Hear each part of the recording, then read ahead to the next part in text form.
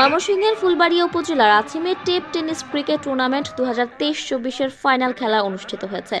বৃহস্পতিবার বিকালে আছিম আইডিয়াল উচ্চ বিদ্যালয় মাঠে আসিম অ্যাক্টিভ ক্রিকেট একাডেমির আয়োজনে ফাইনাল খেলার সভাপতিত্ব করেন সোনালী ব্যাংক আসিম বাজার শাখার সাবেক কর্মকর্তা শামসুল হক। খেলার প্রধান অতিথি হিসেবে উদ্বোধন করেন ময়মনসিংহ জেলা পরিষদ সদস্য আলহাজ ডাক্তার কামরুজ্জামান। অনুষ্ঠানের শুরুতেই অতিথিদের বরণ করে নেন আয়োজক কর্তৃপক্ষ। পরে জাতীয় সঙ্গীতের মাধ্যমে খেলা শুরু হয়।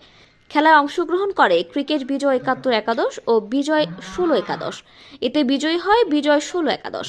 খেলার চ্যাম্পিয়ন দলকে পুরস্কার 20,000 টাকা এবং রানার্স আপ দলকে 13,000 টাকা পুরস্কার প্রদান করা হয়। এছাড়া ম্যাচ ও টুর্নামেন্ট সেরা এবং বিচারক মণ্ডলীদের পুরস্কৃত করা হয়।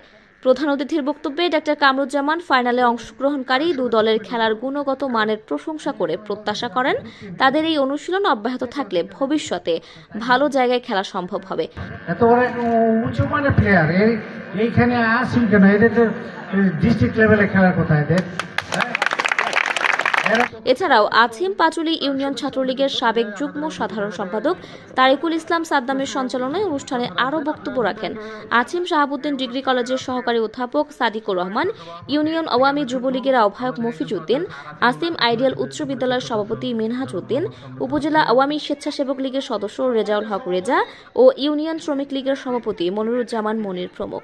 অনুষ্ঠানের শুভেচ্ছা ও অভ্যর্থনায় খেলোয়াড়, দর্শক, অতিথিবৃন্দ সহ সকলকে ধন্যবাদ জানান আছিম অ্যাক্টিভ ক্রিকেট একাডেমির সভাপতি ডাক্তার হারুনুর রশিদ ও সাধারণ সম্পাদক তুহিন মিয়া।